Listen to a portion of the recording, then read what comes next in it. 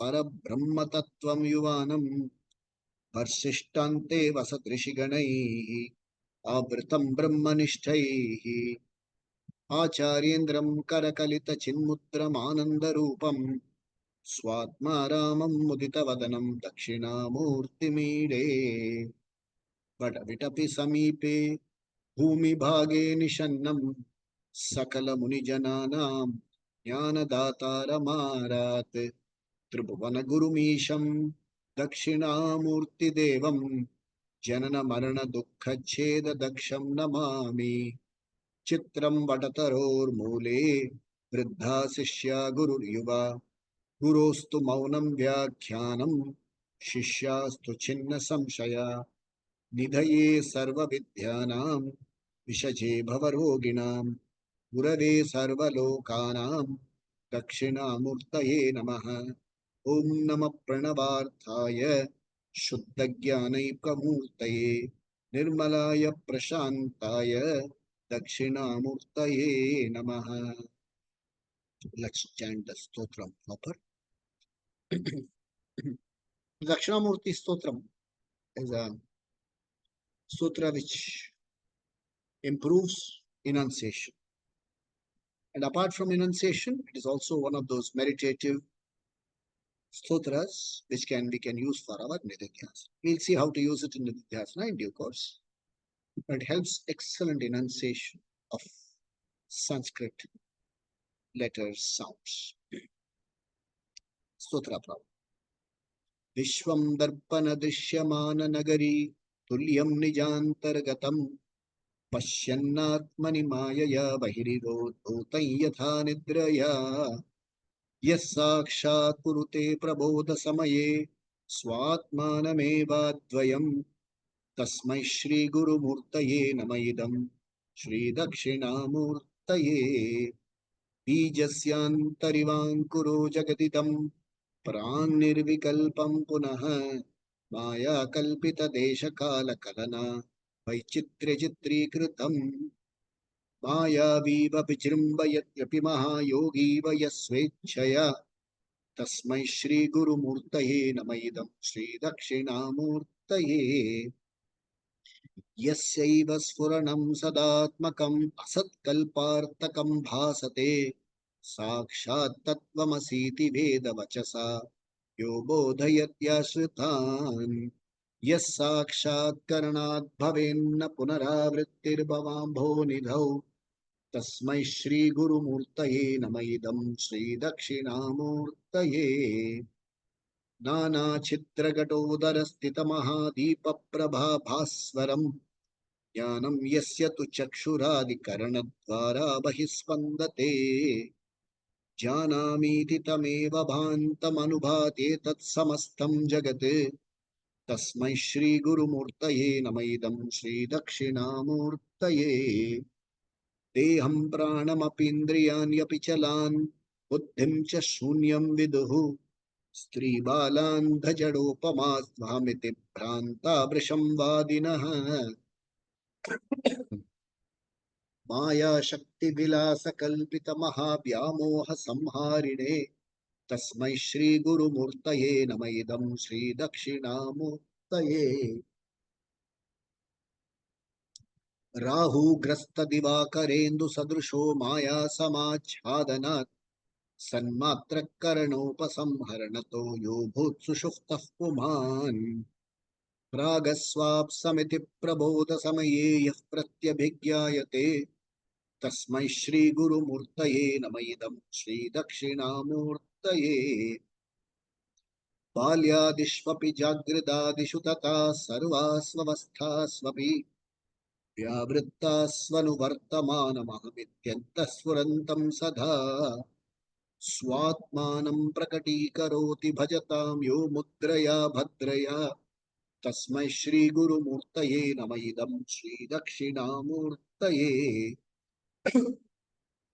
विश्वं पश्यति कार्यकारणतया सस्वामि सम्बन्धतः शिष्याचार्यतया तथैव पितृपुत्राध्यात्मना भेदतः स्वप्ने जाग्रति वा य एष पुरुषो माया परिभ्रामितः Tasmai Shri Guru Murtaye Namaidam Shri Dakshinamurtaye Puram Bhansya Nalonilombaram Aharnatho Himam Shufpuman Ityabhati Characharatmakamidam Yasyaiva Murtyashtakam Nanyat Kinchana Vidyate Vimrshatam Yasmat Parasmat Vibhoho Tasmai Shri Guru Murtaye Namaidam Shri Dakshinamurtaye सर्वात्मत्वमिति स्फुटीकृतमिदं यस्मादमुष्मिंस्तवे तेनास्य श्रवणात् तदर्थमननात् ध्यानाच्च संकीर्तनात् सर्वात्मत्वमहाविभूतिसहितं स्यादीश्वरत्वं स्वतः सिद्ध्येतत्पुनरष्टधा परिणतं च ऐश्वर्यमव्याहतम् इति दक्षिणामूर्ति स्तोत्रम्. We will now chant Gita Dhyana Shloka and proceed into chapter 12 of the Bhagavad Gita. पार्थाय प्रतिबोधितां भगवता नारायणेन स्वयं व्यासेन ग्रथितां पुराणमुनिना मध्ये महाभारतम् अद्वैतामृतवर्षिणीं भगवतीम् अष्टादशाध्यायिनीम् अम्ब त्वामनुसन्दधामि भगवद्गीते भवद्वेषिणीम् नमोऽस्तु ते व्यासविशालबुद्धे पुल्लारविन्दायतपत्रनेत्र येन त्वया भारततैलपूर्णः प्रज्वालितो ज्ञानमयप्रदीपः प्रपन्नपारिजाताय स्तोत्रवेत्रैकपाणये ज्ञानमुद्राय कृष्णाय गीतामृतदुहे नमः. सर्वोपनिषदो गावः दोग्धा गोपालनन्दनः पार्थो वत्ससुधीर्भोक्ता दुग्धं गीतामृतं महत् वसुदेवसुतं देवं कंसचाणूरमर्दनम् देवकी परमानन्दं कृष्णं वन्दे जगद्गुरुम्. भीष्मद्रोणतटा जयद्रथजला गान्धारनीलोत्पला शल्यग्राहवती कृपेण वहनी कर्णेन वेलाकुला अश्वत्थामविकर्णघोरमकरा दुर्योधनावर्तिनीं सोत्तीर्णा खलु पाण्डवैरणनदी कैवर्तकः केशवः पाराशर्यवचः सरोजममलं गीतार्थगन्धोत्कटम् नानाख्यानककेसरं हरिकथा सम्बोधनाबोधितम् लोके सज्जन षट्पतैरहरः पेपीयमानं मुदा भूयात् भारत पंकजं कलिमल प्रध्वंसिनः श्रेयसे मूकं करोति वाचालं पंगुं लंघयते गिरिं यत्कृपातमहं वन्दे परमानन्दमाधवम्. यं ब्रह्मा वरुणेन्द्र रुद्रमरुतः स्तुन्वन्ति दिव्यैस्तवैः वेदैः साङ्गपदक्रमोपनिषदैः गायन्ति यं सामगाः ध्यानावस्थित तद्गतेन मनसा पश्यन्ति यं योगिनः यस्यान्तं न विदुः सुरासुरगणा देवाय तस्मै नमः. ओम श्री कृष्ण परमात्मने नमः. अथ द्वादशोऽध्यायः. भक्ति योगो नाम द्वादशोऽध्यायः. द्वादशाध्यायः. It's called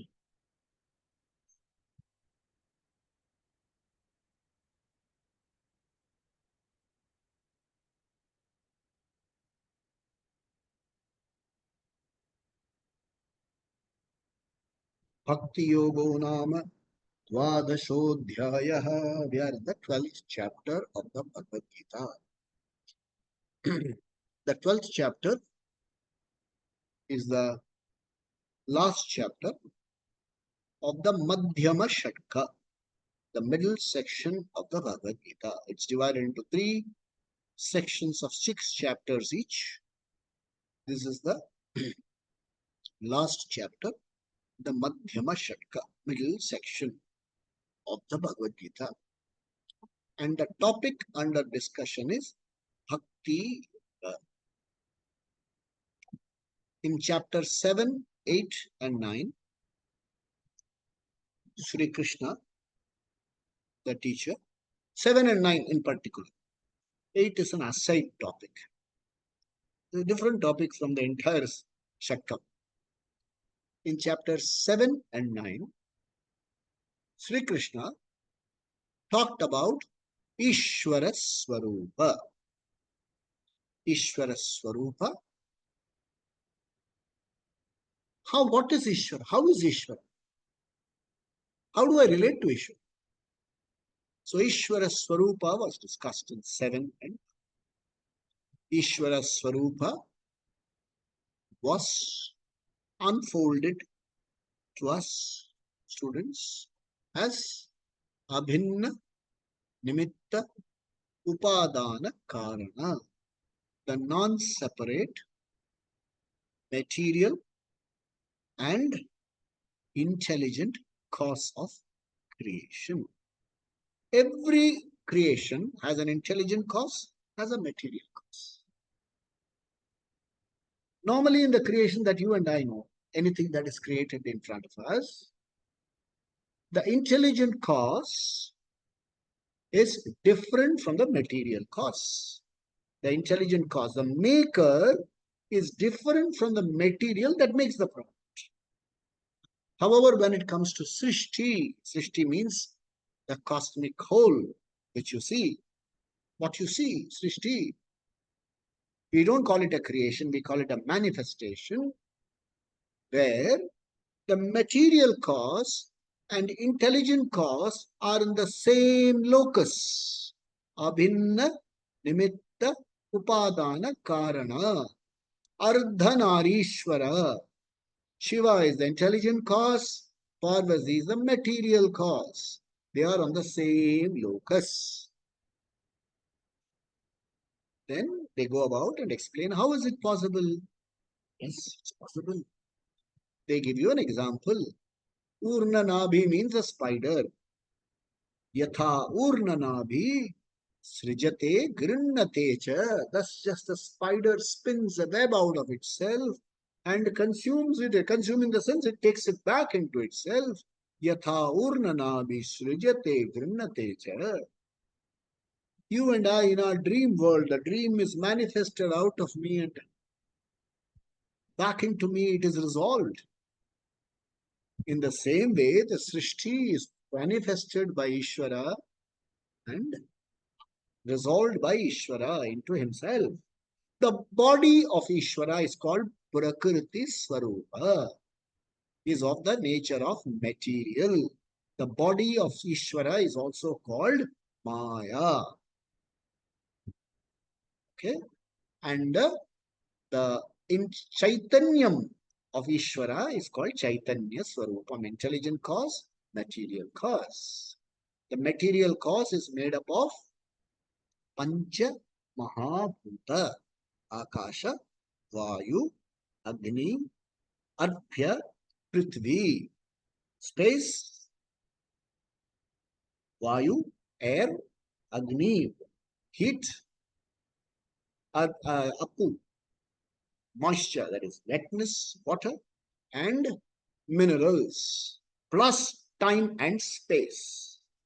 And Srishti, me, the Ahankara, the Jiva, 8 of them together comprise the Srishti, make the Srishti. And this was explained to me in chapter 7 and chapter 9. And Krishna said, I am the total. Then Arjuna says in chapter 10, give me, how do I feel your presence in this Srishti? So Krishna highlighted the glorious aspects of Srishti, where it is easy to relate Ishvara. Himalayas, among all the mountains I am Himalaya.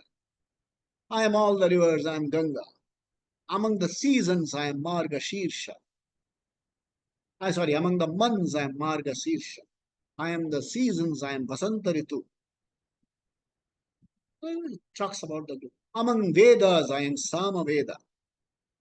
Like that, so many things. Then Arjuna wanted a total vision. He said, I want to see it all. So Krishna gave him an augmented reality where With a special chakshu, you are able to see it all. But when you see it all, you get to see and in Srishti, there is plus and minus. In Maya, in Prakriti, there is plus and minus.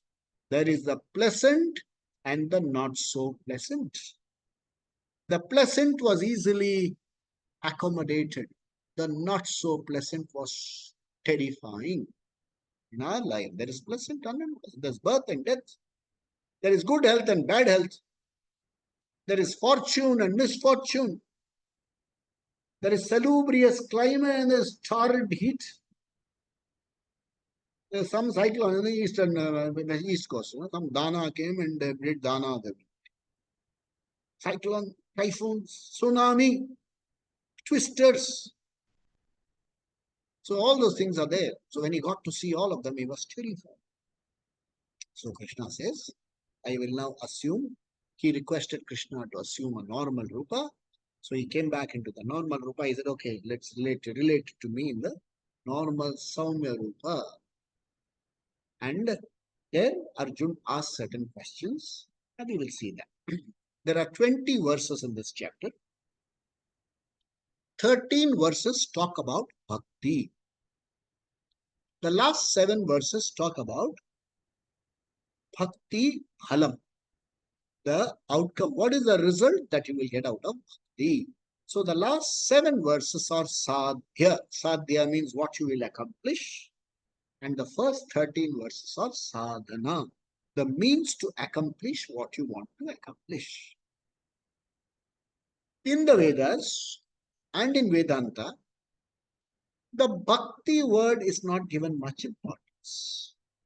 It is in the Bhagavad Gita that it is given more importance. Bhakti is not any one single sadhana. See, I once read long back, there is something called, what is that? Karma Yoga. There is something called Jnana Yoga. There is something called Hatha Yoga. There is something called Bhakti Yoga. Hatha Yoga is for the physically fit five guys and things like that. Karma Yoga is people who are work oriented, workaholics. Then Jnana Yoga is for the intellectually inclined, and emotionally inclined people take up Bhakti Yoga.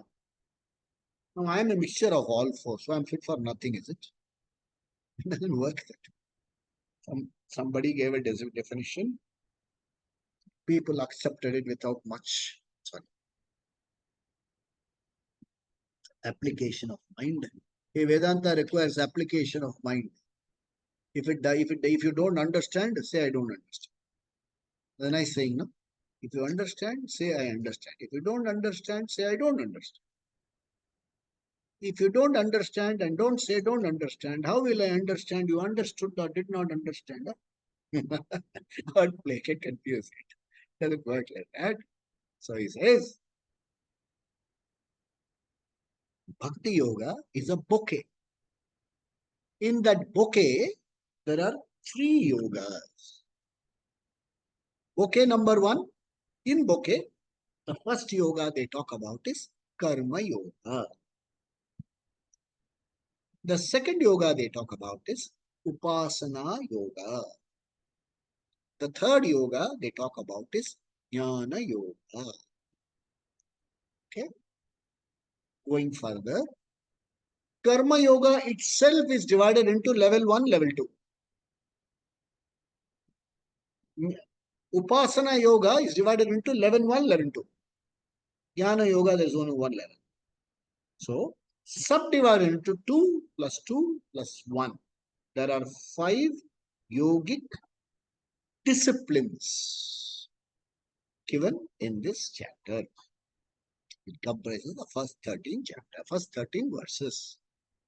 And the last 7 talk about Yoga Phalam.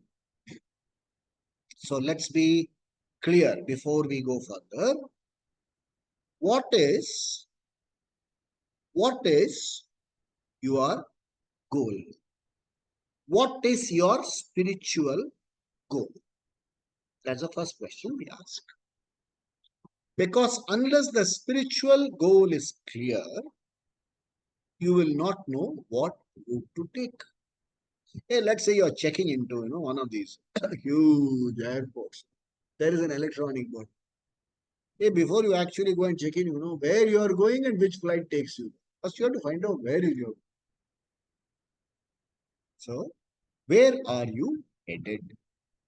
So, before we proceed further, let's once again look at the fundamental quests, the fundamental problem. What is it that I am looking for? Or what is it that anybody is looking for? Why did Buddha run away? What did the Shankaras look for? What are those saints looking for? What did my own Guru Sri Swami Dayanandi look for? What did my Guru Atma Triptanandji look for? Let's look at it that way. Why go so far away? What led Swami Dayanandji to study? What led Swami Atma Triptanandji to study with Swami Dayanandji? What led me to study under both these Swamis? So rather than look at what others want, let's look at what you and I want. This is called Purushartha Nischaya, fixing your goal. So what's your goal? Let's reiterate, let's look at it several times if necessary and look at our goal. As a human being, I am conscious. I am aware. I get data through my sense organs from everywhere. I am aware. I am not only conscious of things around me, I am also self-conscious. When I am self-conscious, I have a tendency to compare. I look at you and say, perhaps I am not as good looking as you are.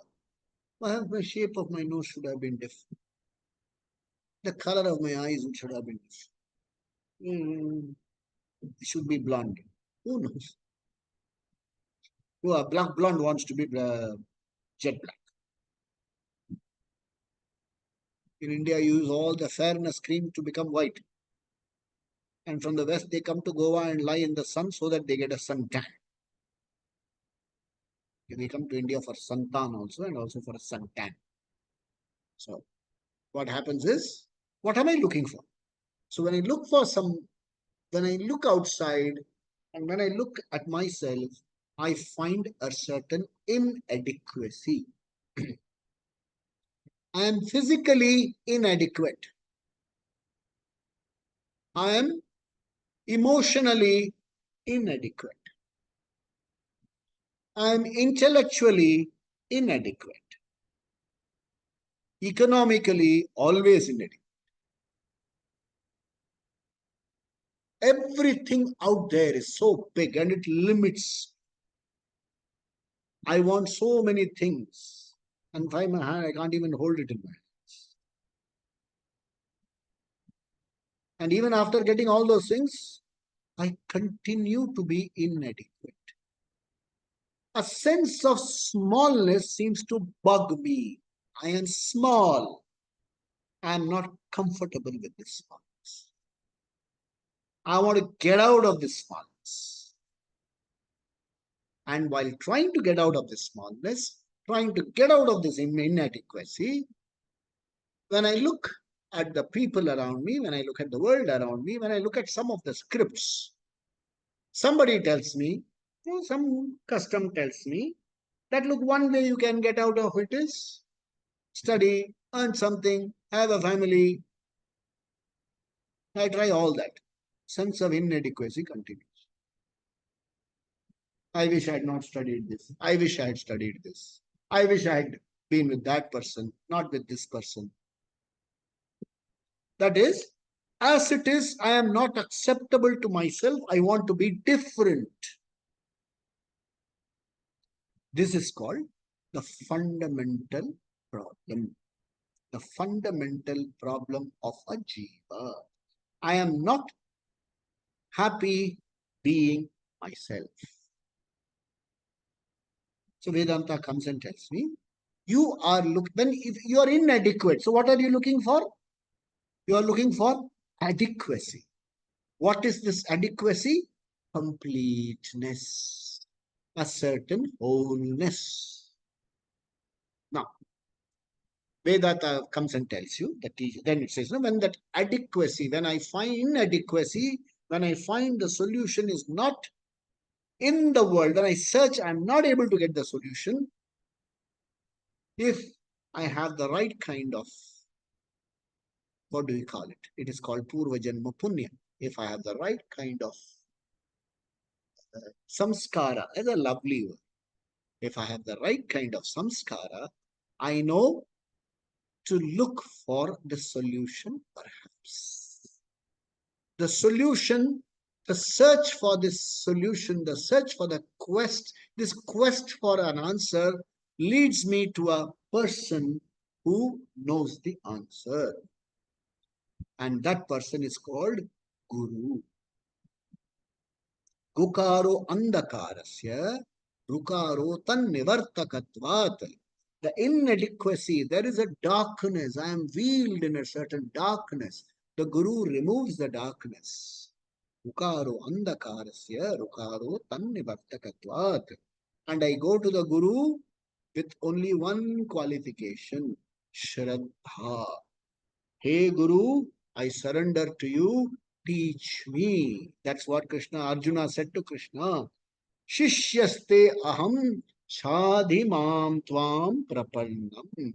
I surrender to you. Teach me, hey Krishna. So in your quest for completeness, you reach a Guru. If you are able to reach, a lot of ground you have covered. Purva Janma Punya has brought you to the Guru. Don't ask the question, why didn't I come 10 years earlier? Why didn't I come 20 years earlier? You have come, problem solved. You are ready. Then the Guru uses a means of knowledge to reveal something to you. That means of knowledge is called Vedanta. That is the source. That is the pramana. That's where the answer lies. What? The answer is there in the form of words. The words have to be unfolded by the teacher so that it makes sense to me. When it happens, QED. The completeness that I was looking for, I already have. See, if there is something called complete, it cannot be called complete minus me. Okay? Be careful. It's a little subtle. If there is something called complete, it cannot be complete minus me. That means I am included in that, but I am missing something. I am not able to see the completeness. So the Guru, using the pramana, using a teaching technique called prakriya, makes me see the reality that what I want to be, I already am. He says, Tat, that which you want to be, Tvam Asi. You want to be an adequate fellow, you already are adequate. That is taught to be by the Buddha. The knowledge takes place in the buddhi. My buddhi is preoccupied with a lot of stuff. Stuff which I have gathered myself, which stuff others have fed me, some assumptions, some beliefs. So many things, there's a lot of muck. There is no space here to accommodate fresh data. The other day I took my pen drive, I wanted to say something. They says no space. I cleared something. Then they said no space. They said data there is that somehow how much? Some so many GB and I had only 1 GB space. Yeah, a lot of muck has occupied that space. There is no inner leisure. There is no space to download. So, my problem of inadequacy is that of ignorance of my adequate self. That I am adequate is a fact. the fact of to which I am ignorant. The solution is knowledge. The solution for ignorance is knowledge. And for knowledge to happen, this must be prepared. Patrata. This must be prepared. Knowledge must take place in the buddhi. The buddhi must be prepared. Two parts of the sadhana, karma yoga, upasana yoga, will prepare your buddhi for the final jnana yoga. For knowledge to take place, for knowledge, first to receive the knowledge, then to comprehend it, and then to assimilate it. An ACR process. Sorry, yeah. Receive, receive, comprehend, assimilate. We call it Shravana, Manana, Nididhyasana. You must be able to receive, you must be able to comprehend, make some sense out of it, and start relating to the whole thing as your own knowledge. That is called abiding in knowledge. So the first two steps, 2 into 2, 4 steps, are preparing you for this knowledge. And the last step helps you assimilate this knowledge, make this knowledge your own knowledge, and live a life in conformity with that knowledge. Is there any doubt in any one of you that you are a male or a female? You live in conformity with that. There are some people who have confusion. Confusion. The body is something, they want to be something else. Confusion. So in the same way, I am a whole being. I am an adequate being. You are missing that wholeness. And in the process of teaching, in the first 6 chapters, Krishna revealed your Swarupa to you. Hey, you are a whole being. But it's okay. It was not assimilated at that point of time. It made sense to me because otherwise I wouldn't have continued for the next 6 chapters. It made sense to me. Yeah, Krishna, I'm able to see a point. At least academically, I'm able to appreciate. Some people say I'm able to theoretically appreciate, I have to practice. What is this law or something that you have to theory and practice and things? Yeah, I'm able to, yeah, you have got academically an appreciation, but you are not able to relate to the knowledge. So then the second set of 6 chapters, of 4 out of 6, Krishna revealed Ishvara Swarupa to you. Srishti, what you see, the creation as you see, as not different from the material cause of Ishvara. Material cause of Srishti, of Ishvara being material cause. That was revealed to you.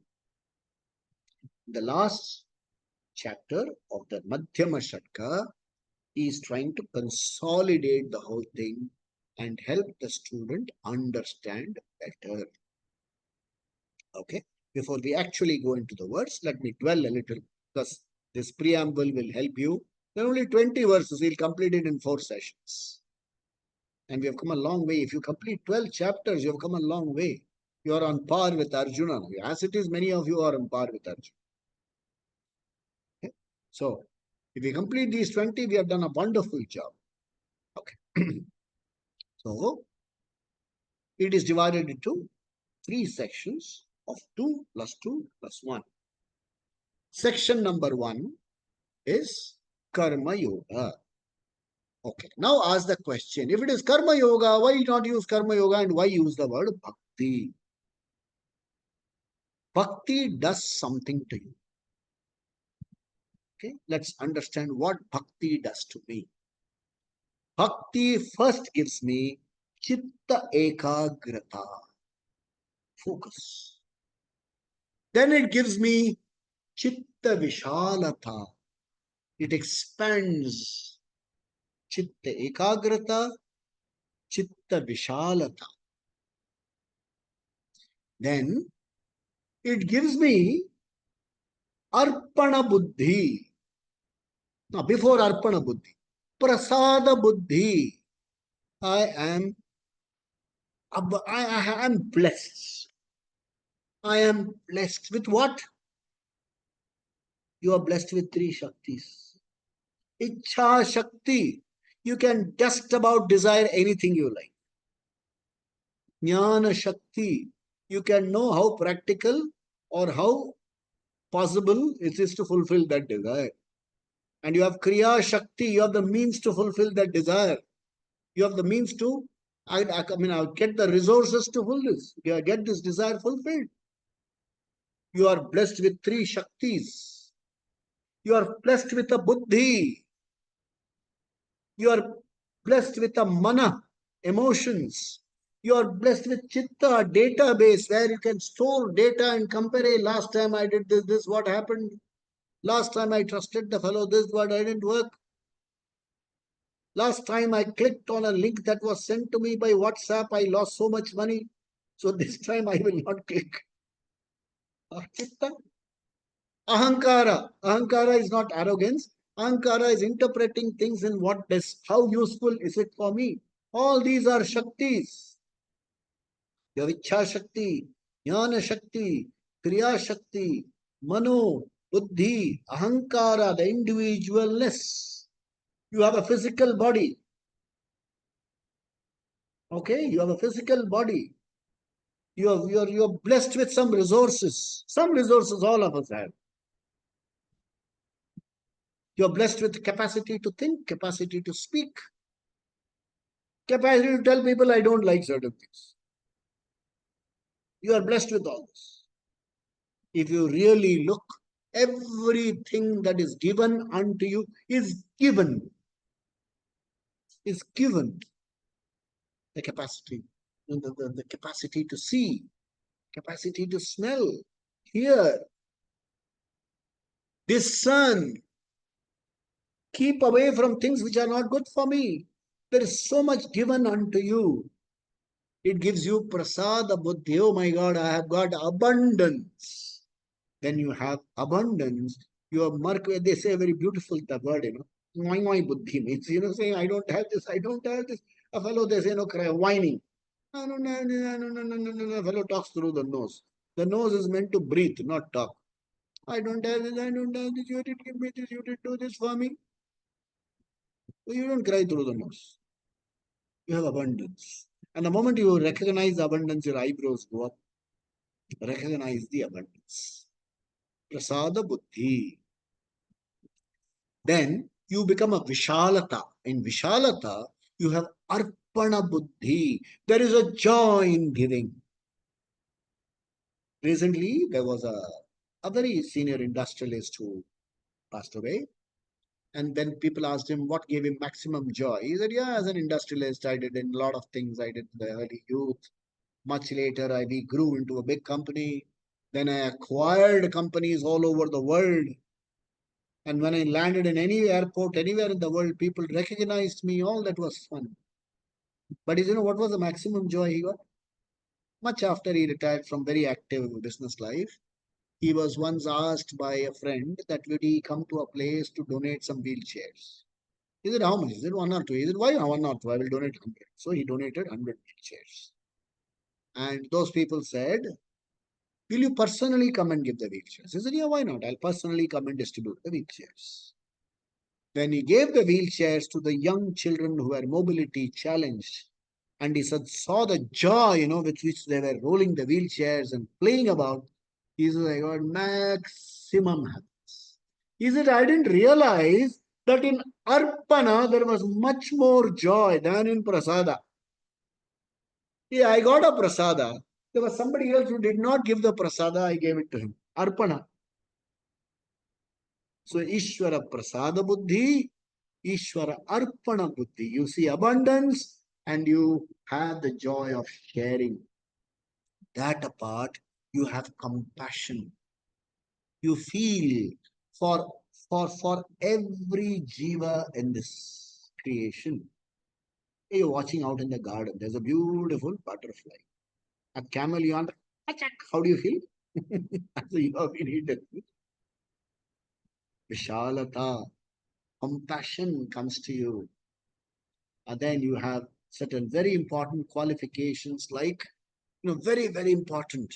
It is like you are, there are these some places in North India where you go by a bus journey. In a rickety old bus in those hill stations, that's how they say, if you forget to shake the bottle, which is the bottle, they give you some mixture. And they shake well before use. You forget to shake it, you drink it. This bus will shake it for you. There are some buses like that, especially if you are going on the path to Dehradun and all these things by buses. There, you don't get a place to sit. So what do? You have they will say, halter pakadlo. There'll be one, some tape hanging from the leather thing. The halter pakadlo. You hold on to the halter. You are tossed all over the place. You don't let go. You complete your journey. It gives you hope. Hold on to the halter called Ishvara, Bhagavan. Your journey, however shaky, will end properly. It gives you hope. If you have hope, that's the best thing you can do. So, bhakti gives you all this. Therefore, how do we call it? Bhakti Rupa Karma Yoga level 1. Bhakti Rupa Karma Yoga level 2. Bhakti Rupa Upasana Yoga level 1. Bhakti Rupa Upasana Yoga level 2. Bhakti Rupa Jnana Yoga. Because for Jnana to take place, you must have Guru Bhakti. You must have Shastra Bhakti. So that's why this chapter in particular is called Bhakti Yoga. Okay? And then when it comes to Karma Yoga, we will first start with Karma Yoga. Karma Yoga has two, level 1, level 2. Level 1 Karma Yoga is for those who have no value whatsoever for moksha. Okay. One word called moksha. What is this moksha? Freedom from the sense of inadequacy that I have imposed on myself. Okay. It's a freedom from that sense of inadequacy. Long back, I think, many times I would have told you a story. There was a prince. The prince assumed that he was a turkey. So what happened? He never used to sit on the dining table. He used to go under the dining table and eat under the dining table. They called a lot of therapists, nothing but. Finally, they called a Vedanta teacher. So Vedanta teacher said, "Chalo, koi baat nahi. Even I am a turkey. Let's eat under the table." Then after a few days, he brought him to sit at the table. His simple logic was, a turkey. He says, "Yeah, I accept you are a turkey, but a turkey can sit on the at the table. The turkey can use cutlery. The turkey can use this." Ultimately, he said, "Turkey is just an assumption. You are the prince is the reality." He said, "Wow, I understood it. Quod eras demonstrandum." So I've assumed myself to be a small being. The teacher reveals to you that you are nothing to do with smallness. Smallness is just an assumption. You are free from that assumption. That is moksha. And it's a matter of knowledge. So assuming somebody has no interest in all this, why moksha, moksha, choda, I'm happy being inadequate. There are a lot of people who say that. You keep moksha, I will keep inadequacy.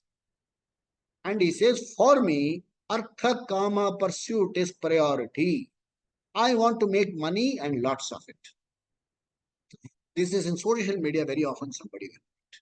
Money doesn't give you happiness. So a fellow put a comment. He said, before if you doesn't give you happiness, doesn't matter. Give it to me because it gives me a lot of happiness. Another fellow read, makes lot of his before you mouth such inanities. So for level 1 is for such people. Do karma. Unless you do karma, you will never have artha kama coming to you. For artha kama, you have to work for it. Okay? And then make all the money you like. No problem at all. But with two conditions. condition number 1. Be aligned to what is proper while making money. Then you will enjoy your money a lot better, lot more, without worry of somebody taking it away. These days, there are many of these things, these digital arrests and things like that take place. Why, Because you're afraid, because you made something wrong. That fellow says, we know you traveled somewhere and picked up cash 2 lakh rupees. He says, and tell me how much I should pay you so that we can quieten this case. But suppose you have not earned anything and you have paid your taxes, let that fellow say, you can tell me, take a notice, bhejo, I will see you where I have to see you. Send me the notice. You can't arrest me without a warrant. Okay, even if you arrest me, you can't stop me from talking to my advocate. Let's face it, I'll face you where I have to face you.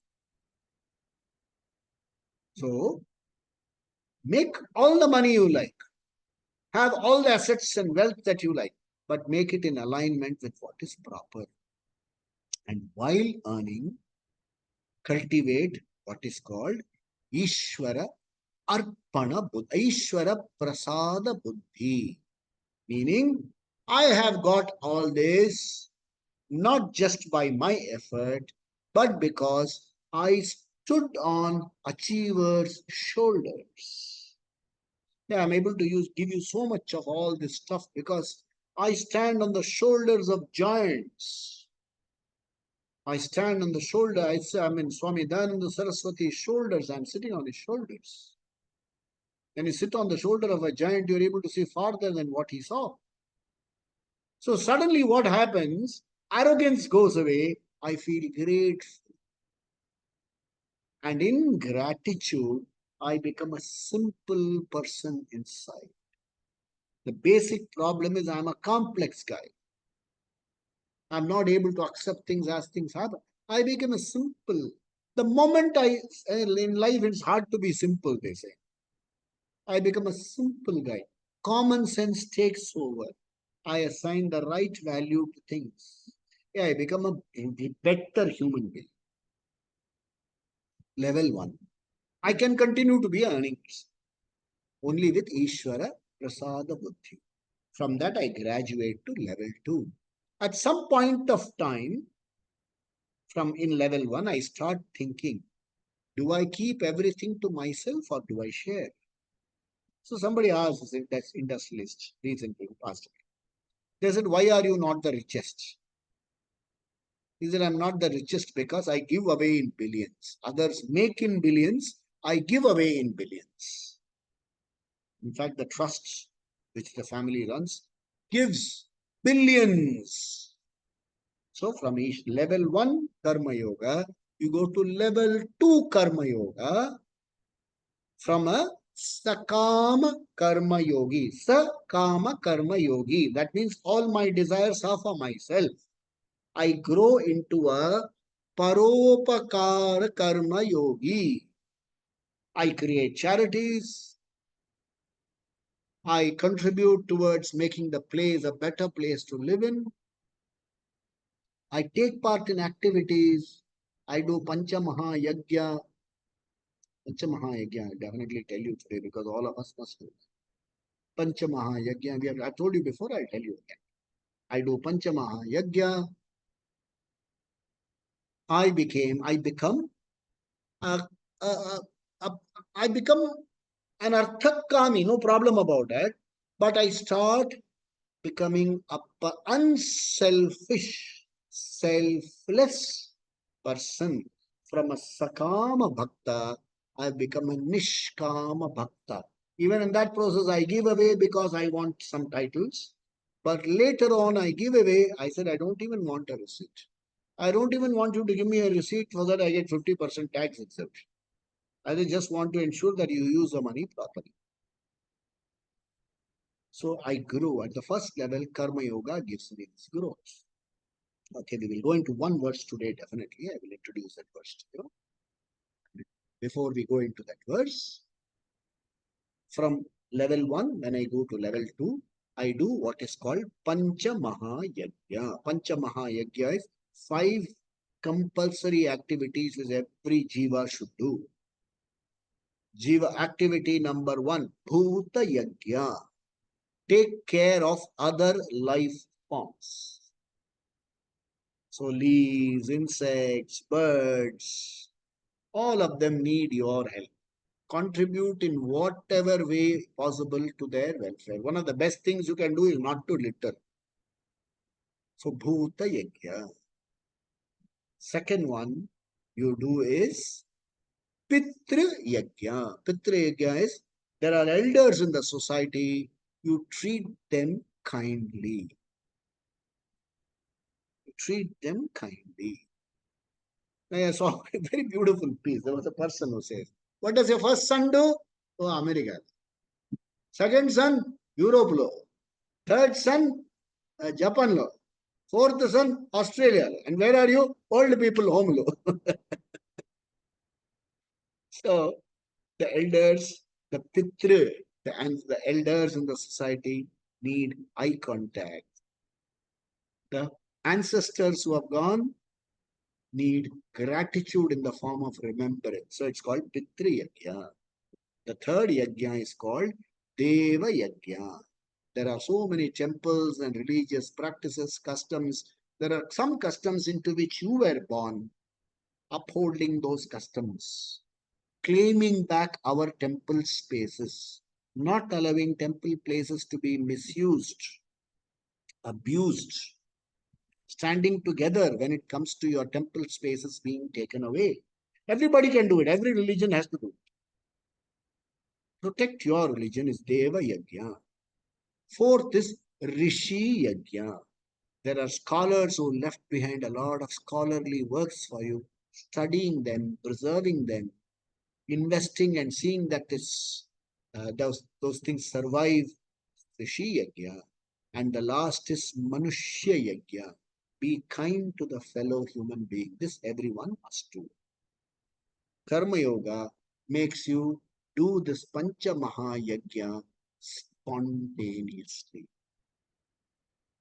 So now we go into the first verse of chapter 12. We'll read this and see the meaning next week. So, अथ द्वादशोऽध्यायः Arjuna Uvacha. Arjuna says, Evam Satata Yuktaye, Evam Satata Yuktaye, Bhaktastvam Paryupasate, Bhaktastvam Paryupasate, Ye Chapyaksharam, Ye Chapyaksharam Abhyaktam, Ye Chapyaksharam Abhyaktam, Tesham ke yoga vittamaha, Tesham ke yoga vittamaha. So he says, Arjuna says, Ke yoga vittama. Who are the best yogis? You talked about so many yogas. So he's saying, who are the best yogis? Ke yoga vittamaha. Who are the best yogis? Tesham, they satata yukta, ever steadfast in bhakti, and who meditate upon Ishvara all the time, on you all the time, as described before, or those who contemplate upon total consciousness. Hey, this is the word. Okay, let me quickly give you the word. Simple question. Is bhakti better or jnana better? Tell me among the yogis, you have told me too much about bhakti yoga, karma yoga, this yoga, that yoga. You tell me, hey, Bhagwan, hey Krishna, you tell me, is bhakti yoga better or jnana yoga better? So he starts with a big punch so that Krishna has a lot of trouble answering. Is it like asking, is this better or that? Two things. They are not comparative. When you are saying, like very often people ask, is social service better or that better? Is social service does only for that purpose? Is karma yoga better or jnana yoga better? You can't. Karma yoga prepares you for jnana yoga. Jnana yoga without Karma yoga is not possible. Karma yoga without jnana yoga is incomplete. So this answer will come in the next week. So it's an introduction. He asked this question. A bhakti or jnana, which is better? Hey Krishna, let me know. So we'll go into the next verses onwards. And these verses are very, there's a lot of material, these verses. We need to apply our mind. It will only 20 verses, but it takes quite some time to understand certain things well. Okay. Oh. Swasti prajabhya paripalayantam न्यायेन मार्गेण महिषाः गोब्राह्मणेभ्यः शुभमस्तु नित्यं लोकाः समस्ताः सुखिनो भवन्तु काले वर्षतु पर्जन्यः पृथिवी सस्यशालिनीं देशोऽयं क्षोभरहितः ब्राह्मणाः सन्तु निर्भयाः सर्वे भवन्तु सुखिनः सर्वे सन्तु निरामयाः सर्वे भद्राणि पश्यन्तु मा कश्चित् दुःखभाग् भवेत् असतो मा सद्गमय तमसो मा ज्योतिर्गमय मृत्योर्मा अमृतंगमय ओम पूर्णमदः पूर्णमिदं पूर्णात् पूर्णमुदच्यते पूर्णस्य पूर्णमादाय पूर्णमेवावशिष्यते ओम शांति शांति शांति श्री गुरुभ्यो नमः हरि ओम सद्गुरुनाथ महाराज की जय हो स्वामी दयानंद महाराज की जय हो सब संतों की जय हो पवन पुत्र हनुमान की जय हो बजरंग बली की जय हो ओम नमः शिवाय so any questions that come I would suggest that we are all of us here are in a WhatsApp group. You can put your questions there because when you write down your questions there's a lot of clarity because if you speak your question you will say a lot of things and then finally you will forget what your question.